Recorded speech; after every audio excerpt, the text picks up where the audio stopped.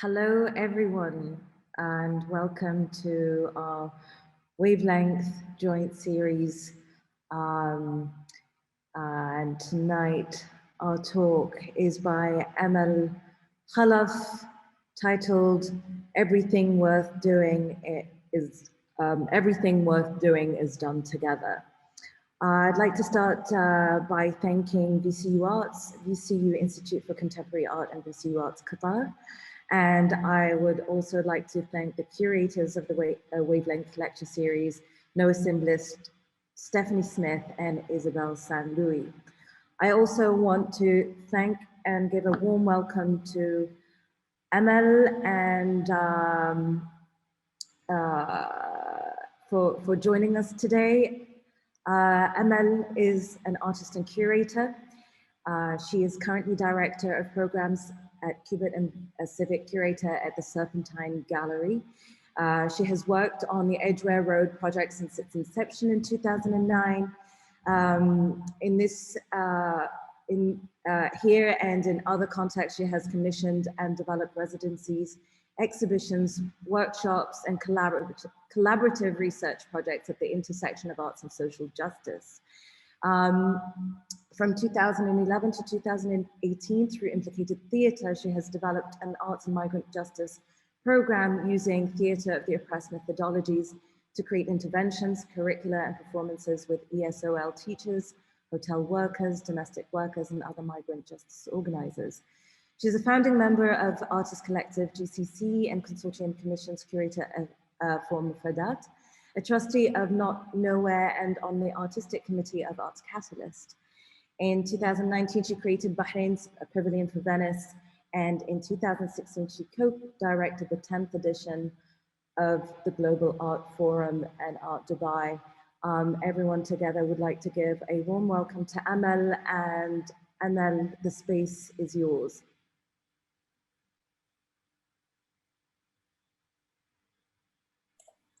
Thank you so much, Mesa. Thanks for that intro. It's a mouthful. Thanks for reading that bio. There's a lot there. And thank you, Isabel, and to Aisha Kaheji for making this happen, and to Isa, Becky, and Grayson, who are out on the back end making this happen. So thanks to all of you. And thanks to everyone for joining us today. It's a huge honor to share space with you all. And I wish we were all together, but we're not. But that probably means there are people on this call from Doha, but also maybe in Richmond and other places. So thanks so much for joining. As Mesa said, I'm an artist and a curator and many, many other things. But the thing that connects everything that I do is the desire to work in collaboration with others and to explore the transformative possibility of collectivity, collective dreaming, and collective research and action. And so the last 15 years, I've basically been creating these different spaces to dream, think, and learn together, using artistic methodologies, learning from artists, from histories of radical pedagogy and popular education, as well as learning from the many social organizers and movement organizers that I've had the privilege to work with over the last decade or so. And together in spaces that look like workshops, long projects that last many, many years, that manifest as films, performances, exhibitions sometimes, books sometimes. I feel like the one way I describe these spaces are spaces that where we're intentionally creating the futures that we long for. And by futures we long for, I mean futures grounded in justice, love, and possibility. The artist Bronte Velez, I recently heard on a podcast called For the Wild, described collaboration as co-liberation. And that really resonated with me. I just feel like if you're someone that wants to make shifts and changes in this moment of crisis that we're facing in the world, we're not going to be doing it by ourselves. We're going to be doing it together. So today I've been invited by the incredible teams at VCU to share my own journey to doing this work and doing this work in an art context. So over the next half hour, 40 minutes or so, I'm going to be sharing my own story of how I came to do this work. And I'll also be talking through a few of the projects, a few examples, so that you can get a sense of the type of work I've been doing. And these are projects that I've been developing with people working around migrant justice, housing rights, and making visible the breakdown of the care system that is currently happening in the UK. And I'll also be doing a bit of reading and sharing some references and writings from my guides and teachers and people that have really influenced the work that me and my collaborators have been doing. And so I hope at the end of my ramblings that we'll have some time to have a discussion. I know we won't be able to do it in a way that we normally would in a workshop setting or even in a lecture hall, but please do type in questions if there's anything that you have questions about as I'm speaking. Do type it in the chat and we'll have space for that at the end of the session. But before we start, I wanted to start the way that I normally would a workshop. So I'm actually going to try online in this remote way, lead us through a bit of an exercise. So I hope you'll humor me in doing a bit of embodiment work. So much of the work I'm interested in doing and the work that I do is about centering the knowledge of in our bodies and the wisdom in our collective body. So I wanted to do a practice together. This is a practice that it's just a little warm up that an artist, Rory Pilgrim, that I'm working with right now through a project called Radio Ballads at the Serpentine, has been doing. We've been doing a lot of workshops with communities online, about 40 now since March. So yeah, so first let's just land in our chairs or wherever you're sitting. We're gonna do this little warm up, and afterwards we're gonna do a breathing exercise that I've taken from this incredible book, Emergent Strategy, which I really recommend, which is written by an incredible human called Adrienne Marie Brown, who has been doing all kinds of work, but amongst all this work has been kind of reframing science fiction writer Octavia Butler's texts as political texts for our time. And so I'll be doing a bit of a breathing exercise after this warm up. So if you would just join me, I'd like everyone to get comfortable on wherever they're sitting. Maybe you're on a bed or I hope some people are relaxing on a bed or on a sofa, but I'm on a really uncomfortable garden chair in my tiny apartment. So just like move your body, move your arms. You might have been staring at a screen a lot recently, so maybe you want to like rub your face, massage around your eyes. You're going to be listening a lot right now, so just rub your ears.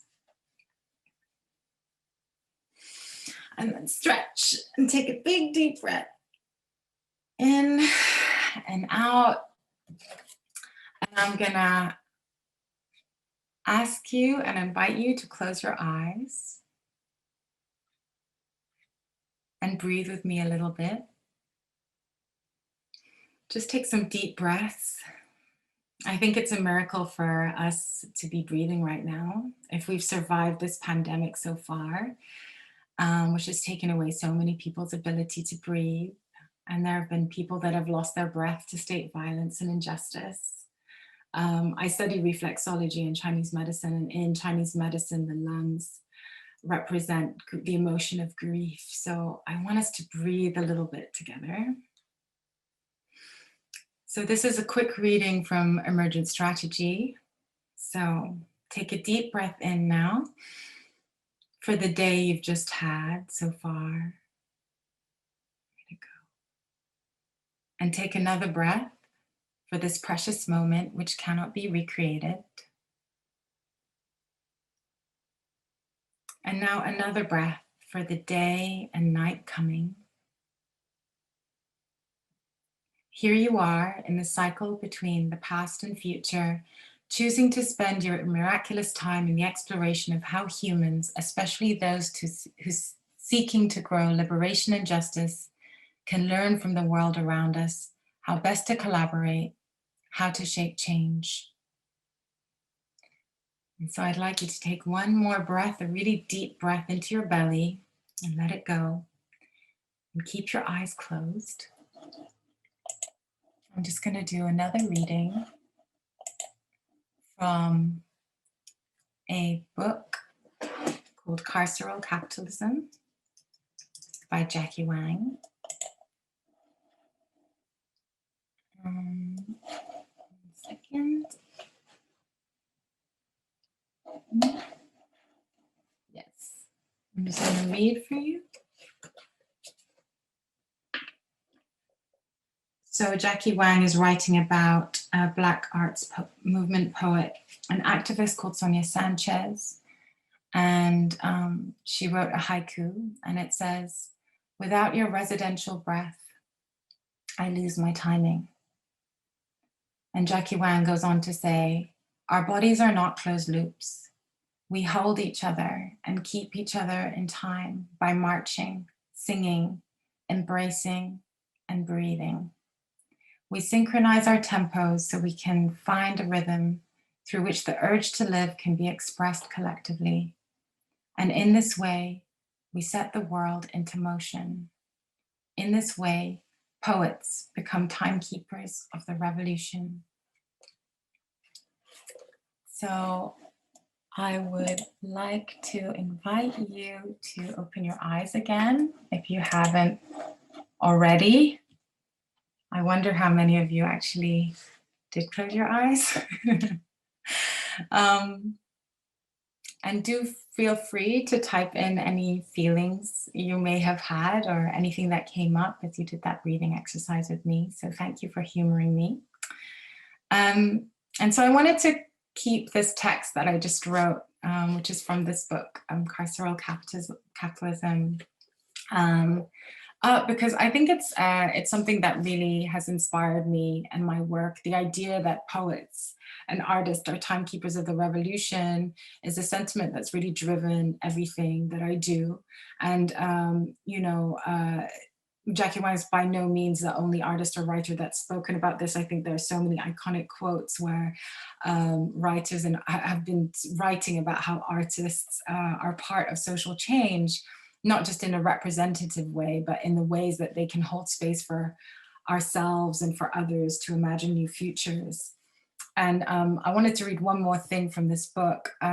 It's by Mingus, who is who's an educator, a writer, and speaks a lot and holds a lot of space for discussions around transformative justice. And she writes, "We are building a reality that we have never seen before. We're asking people to flex their visioning and dreaming skills, something that is not readily supported in our society." And I think about that a lot because I definitely feel that. And I feel that it is through art practices and in certain contexts with artists and people working creatively and working collaboratively that we can start to feel out what these technologies for visioning new futures really are. Because we're living in someone's imagination, somebody else's imagination that's rooted in more violent ideas of potentially greed or white supremacy or other destructive beliefs. And so Adrian writes in Emergent Strategies, he says, "It's our right and responsibility to write ourselves into the future." And I think that energy of wanting to change has driven so much of my life growing up. And I wanted to share a little bit about how I grew up. So I'm from Bahrain. I grew up in the Gulf, like I think some of you on this call maybe did too, or are there now. And I really grew up with a strong sense of wanting to change. So I'm an 80s baby and I'm half Singaporean. So I grew up in Bahrain, mixed race, and myself, my mom, my sister, we faced racism growing up, not from everyone, but it was something we felt and witnessed a lot of injustice that was rooted in racism and patriarchy all around me. But I also was profoundly affected by like the environmental destruction of where I was living. I grew up in the time of rapid transformation. I remember waking up in 91 because we stayed during the Gulf War and seeing the beach that I went to every day now the sea had turned black, wells, dried up. But amongst all this, I grew up with such inspiring, amazing people. Like my parents were really supportive of me. My uncle is a really amazing radical leader that since the 70s has been doing so much work around injustice and change. And my grandmother was a community leader and lamenter. And I remember, she was really independent, but when she started to lose her ability to walk, all the community gathered around her, and she continued to have a role in holding space and leading space in her own community. And so these early experiences of witnessing injustice and also at the same time, the power of collaborative work and community organizing, I knew like it was never a question that I would be centering this type of work in my life.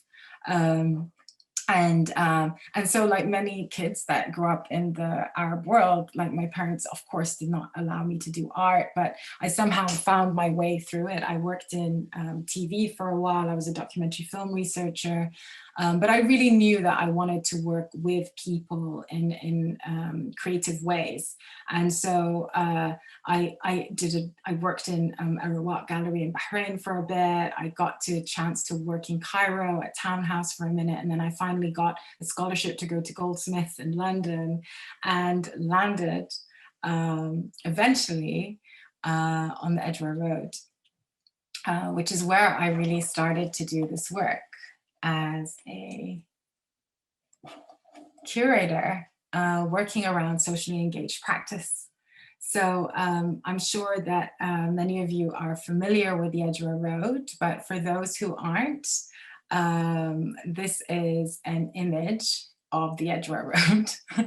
It's taken from a book, a pamphlet from the 80s from this space called Merkaz al-Arabi, which actually was a former cinema on the Edgeware Road. You can see on the map here, the Edgeware Road is like really in central London. It's above Hyde Park, which is where the Serpentine Galleries is located. So the Edgeware Road project, the Serpentine, they gave me my first major job in an arts institution in London. They needed someone that, spoke Arabic. I was also a researcher, and these artists that were about to do a show, about to get a residency as part of the Edgeware Road project called Camp. They were working at Gasworks. They were in residence at Gasworks where I had been working previously. And so... Sorry to interrupt, Amal. Are you sharing an image? Because yeah. we you cannot can't see? I just wanted to let you know that if there's a way you can share the image that you're talking about, please. Oh, sorry. I'm so sorry. I thought I was screen sharing.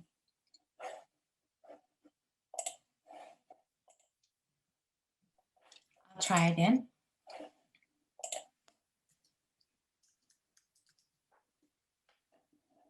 Can you see anything? Yes, I see it now. Thank Sorry. you. Oh my God, I thought there was like a thing the whole time. Sorry, guys. So this is the image I'm talking about. This is a map of the Edgeware Road. So I just wanted to share with you the site where I started to do this socially engaged work with the Serpentine. And the Edgeware Road is a main street in London, and it's a popular street, I guess, for especially for people from the Arab world. It's like a very visibly Middle Eastern neighborhood, and since the 70s, 80s, until today, it's where it's where I do my shopping. There's shisha restaurants all up and down the street, but it's a really complex space. It's not what it seems on the outside. And the Serpentine wanted to develop a neighborhood project there. It was a residency program that was going to last a few years, and what we did was invite artists into the site. in this very open invitation to develop work around it. So the curator I was working with was a person called Jana Graham, who is absolutely amazing, Canadian activist and educator and curator. And she was also part of an art collective that I'm going to speak about called Ultra Red. Who were in residence with us. And so we had this really open brief to work in this neighborhood, and it's a very complicated neighborhood. So when I landed there, of course I knew Edgeware Road, it would be like where my dad and uncles would go, etc. But it was much more complicated than that. As I was like spending time researching, we realized that it was about to go undergo a massive transformation. And we had people like Tony Blair and kind of rich people owning lots of apartments on one side near the park of the street, and on the other side there were like tens of thousands of asylum seekers. There was a massive area of social housing that was about to be privatized, and so much was going on. So as we were doing this research and inviting artists into the space, we realized that actually none of the people that lived there, none of the people that would be affected by these changes had any idea about all of the changes that were happening in the neighborhood. And this has really become like, this has become the framework for so much of the work I do, thinking about who is part of imagining the futures of the places they live in, or a context or a situation or a struggle. And how do we bring artists into this process to think with people undergoing political struggle, to develop maybe their own research or their own responses to the situation.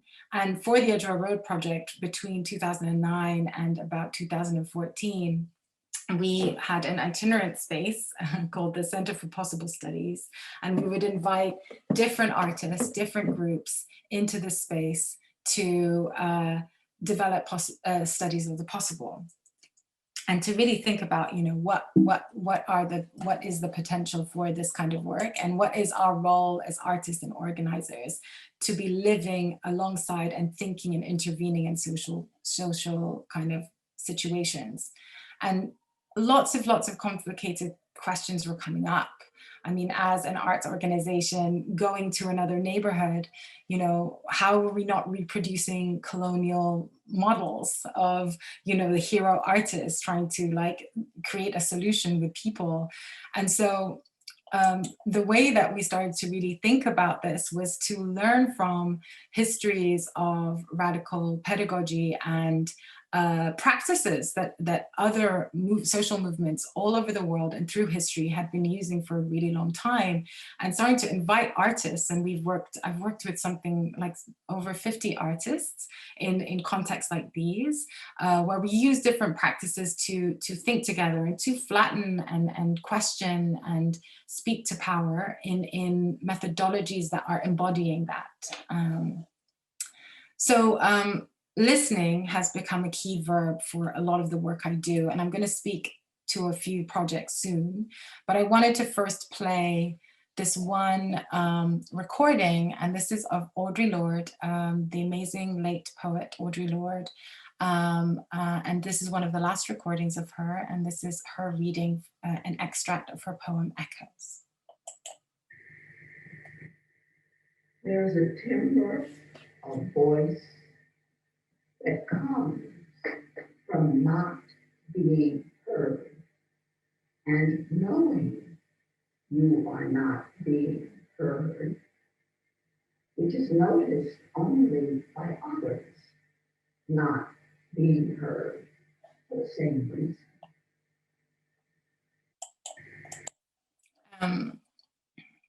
And that beautiful sentiment, I think that's been one of the reasons I've been thinking through listening as one of the frameworks for what we do. And this isn't just with artists like UltraRed. So UltraRed were in residence with us for about 5 years.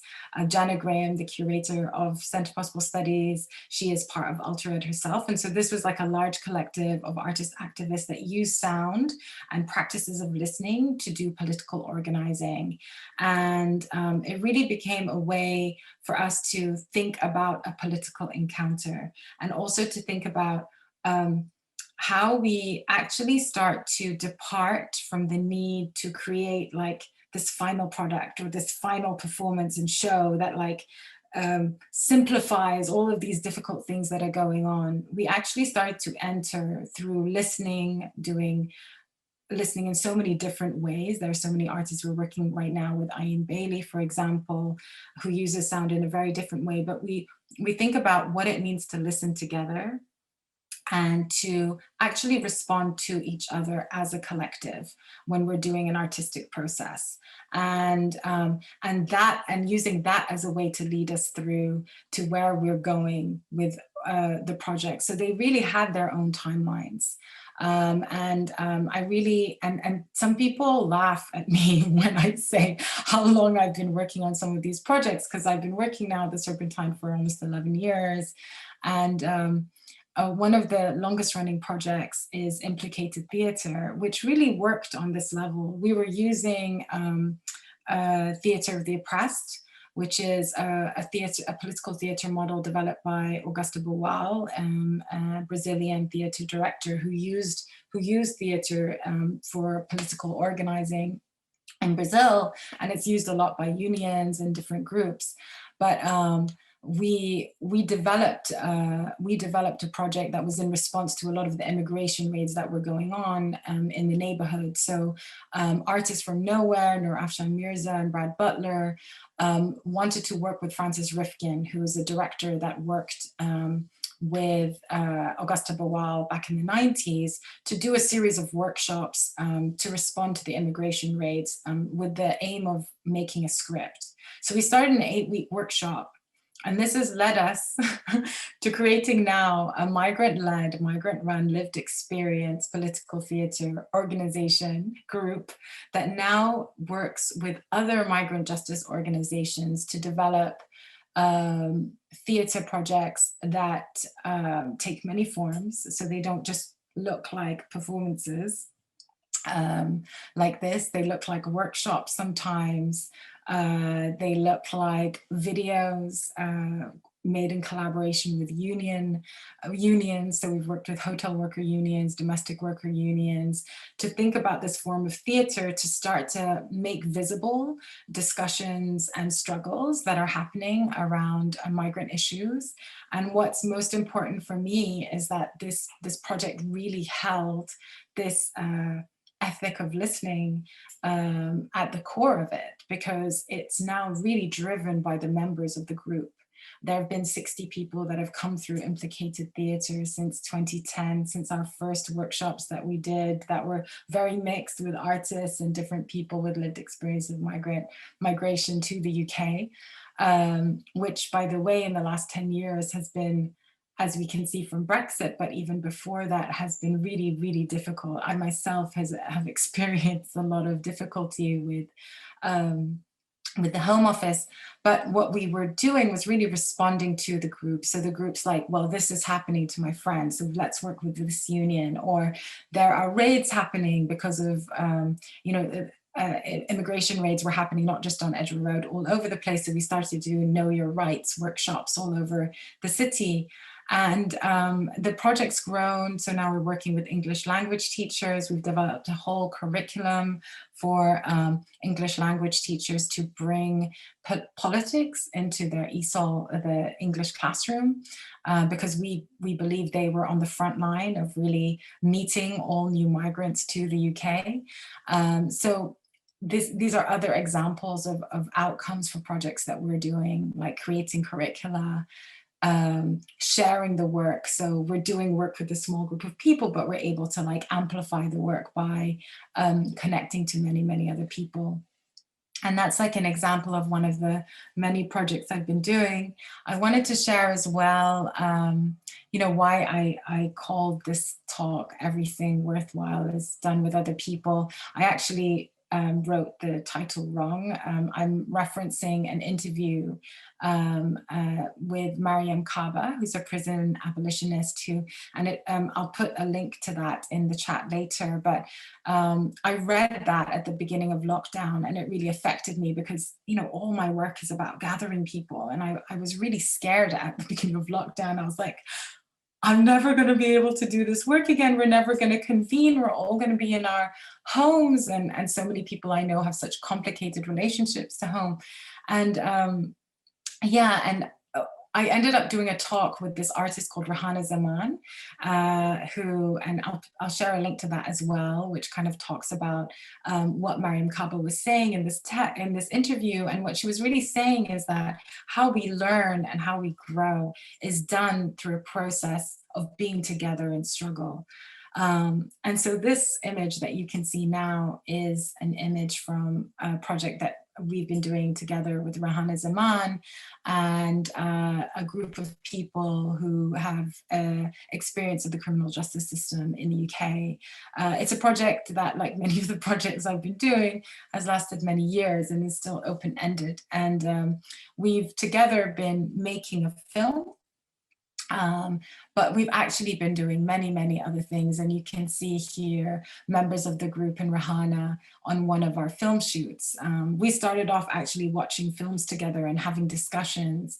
And I just wanted to read a little bit from the voice of one of the members of this group to kind of explain better than I could what it means to do these long socially engaged processes, because it really isn't always about what we're making. It's about many, many things. So this is one of the members of the group speaking about making the film. It's a way of meditation. Feel yourself in the middle of the sea, in the boat, trying everything. You can be everywhere, but you're trying to reach the land, trying to be free. You struggle to reach the land. This film is like a stepping stone to get somewhere, to do something, to move, to step up, to find myself in a group, to be given a chance to talk, the group propelling me towards freedom, making my business, make my camera, do something with myself. The film is about how to be somewhere one day. This is not the end. We're in this situation, but this is not the end. It's a stepping stone or a scaffold to the place where you want to be free. I'm always looking at what's behind. I'm always scared they're coming for me today. In the film, we show difficult parts, but also the light and shadow.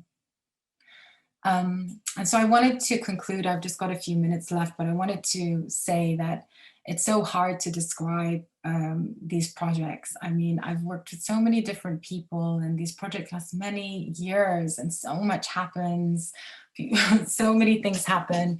And I think it's sometimes not legible for wider audiences. And I think that's for many reasons. It's to stay true to the process. It's to really stay true to the safety and the needs of everybody in the group, to keep the integrity of the process as well. And which means it's really difficult to kind of connect it to and be living within the context of an arts institution. And I've been thinking about it a lot. I mean, I think maybe it's a complexity of the work, how much happens. I sometimes think it's because I don't know how to push things together or drive things, but maybe it's because it's a collective, and art and the art world reads things through an artist vision rather than the many. But there isn't a big archive or a big documentation of this kind of work. A lot of it gets hidden, and for me, sometimes it gets erased, which is really painful because of all the work that everyone is doing to make these projects happen. And you'll find this across, it's not just the case in the context I work in. I think you'd find it across all institutions all over the world. You'll find that these projects remain hidden, disappear. They always remain in the memories of the people that took part, but nobody else. Or even worse, they get instrumentalized for the good of the gallery or the museum rather than the people. And for years and years, I've been advocating how to center this type of work ethically. And since the lockdown, this last 6-7 months, I've really been reflecting about the values of the art world and whether or not this type of work needs to exist in another world. And we're in this moment now where the show really can't go on in so many museums and institutions, arts institutions everywhere. And I think many of these spaces are rethinking their role, they're rethinking their social impact and what it means to care and to think about their interdependence with so many other organizations and society. And with the uprisings, the BLM uprisings, and a lot of call outs happening with institutions, and like the evidence of so many institutions letting so much of their staff go, we're starting to really see that some of these museums and spaces are really spaces of inequity, commodification, extraction, exhaustion. And I think that we as a collective, as a wider collective beyond just being artists and art workers, we're starting to wake up to understand that the old ways of working just need to change and these structures need to change. And I believe that the people that are best placed to create these visions for the future and to imagine the new structures are the ones that weren't centered and the ones that weren't winning in the old way of working and in these old structures. And that really gives me hope. And I think that we need to understand the complexity that we're all existing in. I mean, we all benefit from and are impacted by oppression. And I think we need to start to have a language together as artists and art workers about that.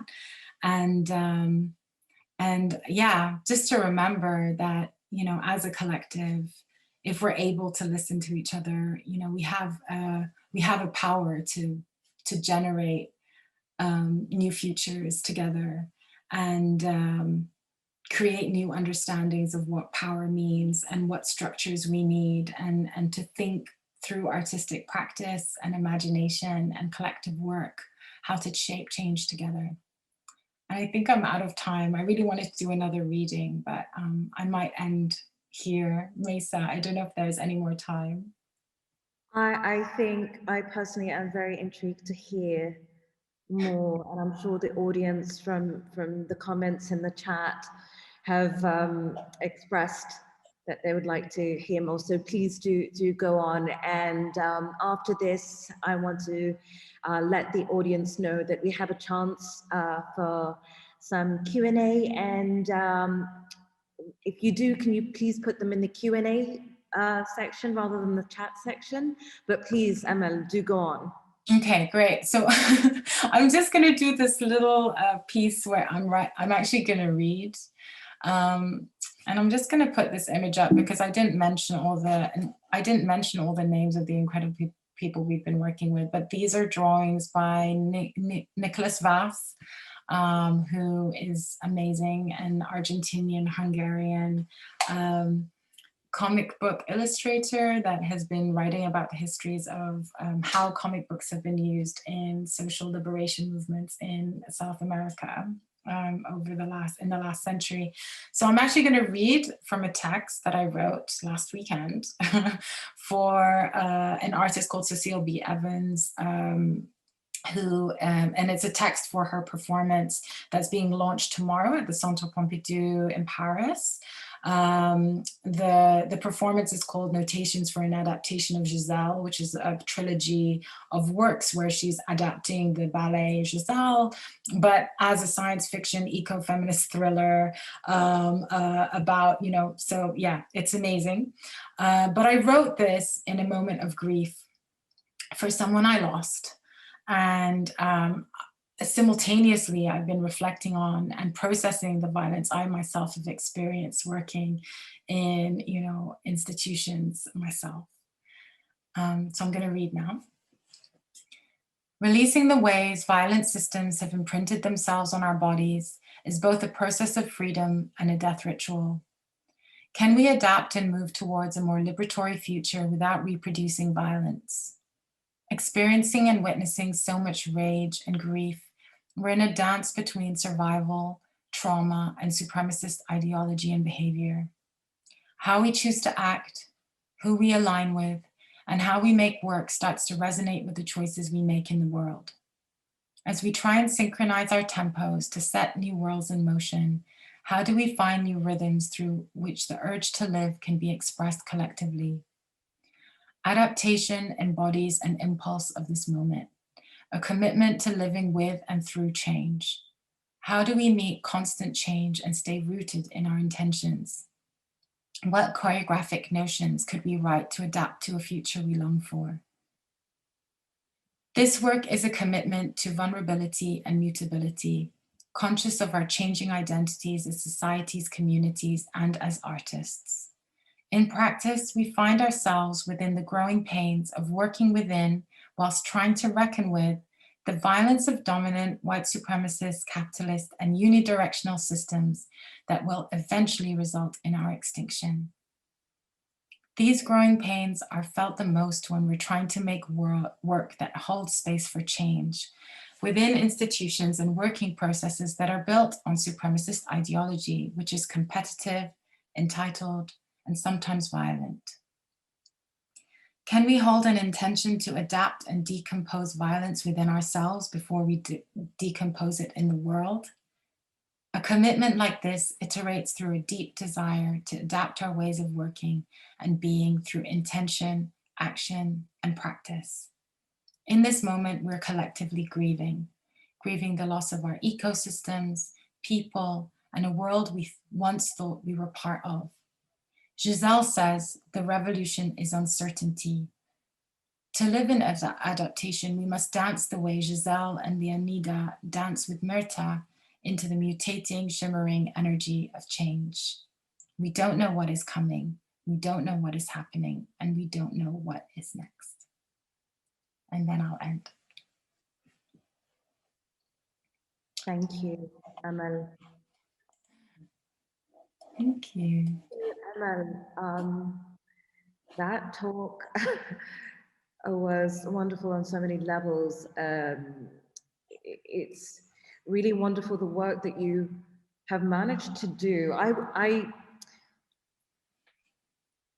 was in London for 28 years, and I think I've spent every single one of those days at some point, whether it's for 5 minutes or longer, on Edgeware Road. And I think what's fascinating about the work that you've done is through this community engagement, research, and involvement in this art project, that you've managed to present a common perspective that every single person that is present on that street is very aware of, but you've managed to give it both visibility and vocalize it in such a wonderful way, because it's community-based, but you managed to get like a very personal and intimate perspective to what you're doing. So it's fascinating. Thank you for that. That's wonderful. We already have some questions in the Q&A, so I'm going to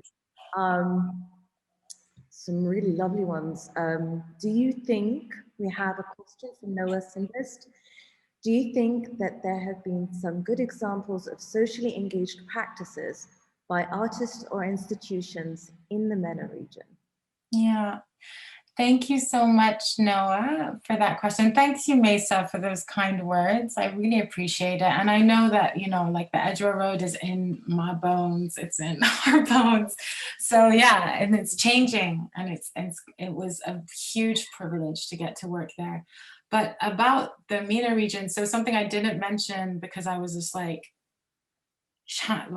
going really fast, is that the Edgeware Road was actually, the Edgeware Road project was conceived of with the Townhouse Gallery and Ashkal Alwan, William Wells at Townhouse and Christine Torme at Ashkal, who have both been incredible, holding incredible space, and not just holding space, but basically generating and creating much more energy, and many other movements and many other projects they're incredible. And I think there are really great examples of this work. Something that I wanted to say, Noah, is that growing up in the region, and I think when I first came to London, I was really shocked because it was a big institutional shift for me.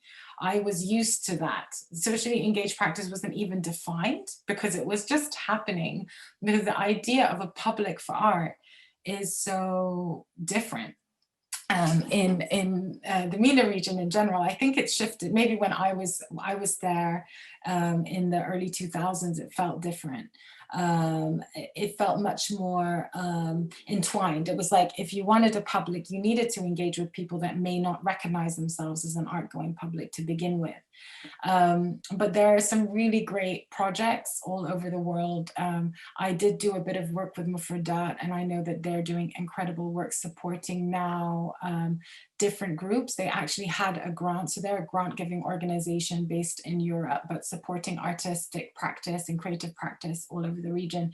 And they just opened a fund for self-organized groups. So they're really supporting collective practice now. But there have been projects all over North Africa. There's like a really, like the Madrasa Collective and Atelier Observatoire, they've been thinking about education as a form, and they're a collective of many artists and curators mixed, working together to think about the neighborhoods that they're in. There are many examples of incredible festivals that are absolutely embedded in local communities. There's an artist who's teaching in the States now at Bard, Tanya Al-Khouri. Really great work, and was part of a group called Dictaphone Group that did a lot of amazing political work and interventions in Beirut. One of my favorite works was The Sea is Mine, where the artist collaborated with fishermen and people that, you know, were working around one of the last public beaches in Beirut, and took people on tours in the area, for example, to raise awareness of what was going on. Yeah, but so many, I can share many, many others. There are so many incredible people working there. Yeah. Thank you. We have another question, another good one, from Mary. I'm sorry if I mispronounce this, Isendrath. In light of the inequities built into our existing institutions, I'm curious how your projects are funded. It's often confounding to figure out how to pay participants a fair wage while also making art experiences free and accessible to all. Yeah, I can relate to that. Thank you. Thank you, Mary. And so I work, I'm the civic curator, so I'm now working part-time as the director of this co-op, an art organization and gallery in London called Cubit, but I still remain working at the Serpentine. I didn't get to speak about my current project, which is a dream project called Radio Ballads, and I'll share some info about that with you. That's a project where I placed 4 artists and working alongside very closely with a local council, so like with a municipality in London called Barking and Dagenham. And 4 artists, Helen Kamak, Sonia Boyce, Rory Pilgrim, and Alona Sagar, have been working for the last 2 years with adult social care services and social care services across the borough. So they're really embedded. It's the first time I've really been able to say that, like we are working alongside and have access to social workers and social care across the board, social care staff. So that project, for example, is funded by a Cultural Impact Award by the Greater London Authority. So basically, the Mayor of London has an art fund. They have something called the Borough of Culture, for example, where they feature different neighborhoods in London, and a big festival or biennial will happen there. So that project, which is quite a large scale project because it lasts 3 years, and yes, I definitely agree. I always pay participants. Something we do with Implicated Theater is we do open budgeting. So once we've built trust with groups and artists, I always like to say how much everybody's being paid to be in the room. And it's something that I try and hold on to, especially when we reach a certain level of a project. to start to build that into it so that we're starting to make decisions about how money is spent in projects. The Serpentine is incredible as an institution. It's very experimental. I don't think this work, I mean, after Jenna Graham left the Serpentine, unfortunately, in 2014, and so we said goodbye to the Center for Possible Studies. This is like stolen from one of the buildings because we had 3. But afterwards, I continued to do this kind of work in different ways. But the organization is funded by the Arts Council, so it's funded.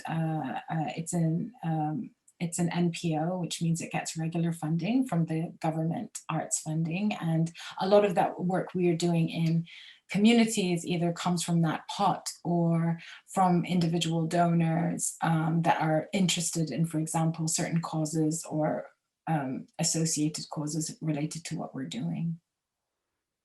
But yeah, I have lots to say about paying participants.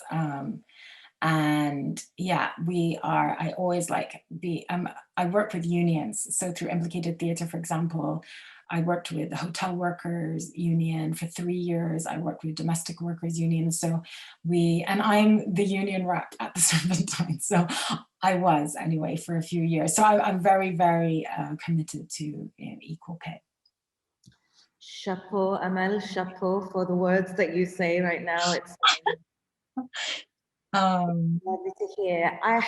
We have another question from an anonymous attendee. What was the process of sustaining a community-based project?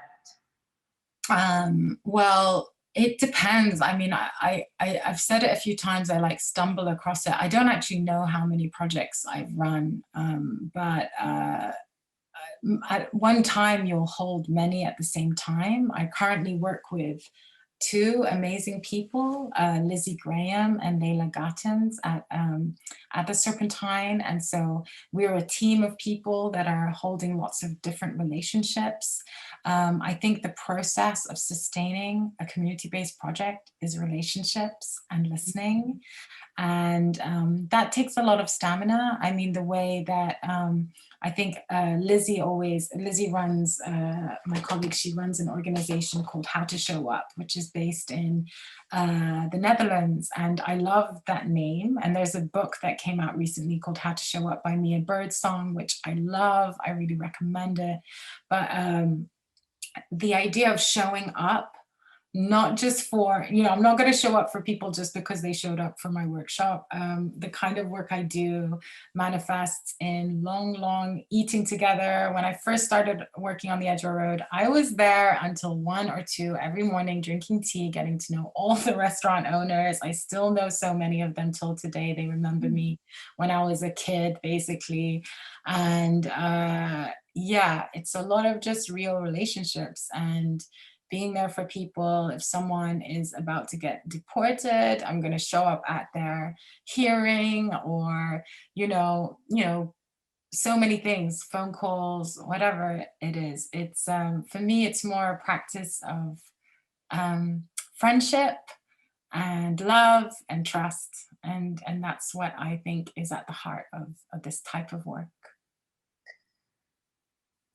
Thank you, Amal. So I'm just going to address this one question and wrap up for the day. And I think it's a lot of us are curious too. So is there a website for this collective or a way to discover more information over these 11 years? Well, the Serpentine website, it's all there. It's all there in the archive of the Serpentine. And so we're trying to find different ways because there's so much there. So something that I'm trying to do right now is working with my colleagues that I mentioned, but also with wider colleagues in the education team to and the communications department at the Serpentine to start to find a way to decipher and enter this archive, because it truly is a huge archive. We did have for a while a blog called the Center for Possible Studies at WordPress. It still exists. But what we're trying to do is like bring everything together so that it's more legible for people. And I'm also going back and I'm interviewing people that we've worked with in the past. And we're working on a big book right now that should come out at the end of 2021. So there'll be like a place to see quite a lot of the work, and hopefully hold all the many voices that made up this work, and the incredible artists that have taught me so much and that have created these spaces for imagining that I spoke about. If I did a full slide of them, this is what I need to do. I actually need to make like a film credit with all of the names of the artists and people that worked on all of these projects I'm talking about, because they're my heroes. Well, that's all we have time for today. And then thank you so much for your generous work, the wonderful talk. It's wonderful to see how art can be so meaningful to any community, and especially for our community who kind of grew up there and know about it and have a special regard for the Edgeware Road and that region and the people that are there every day. And it's wonderful. Thank you very much, Amal, and thank you everyone for joining us. And we hope to see you in our next Wavelength talk. Thank you, everyone.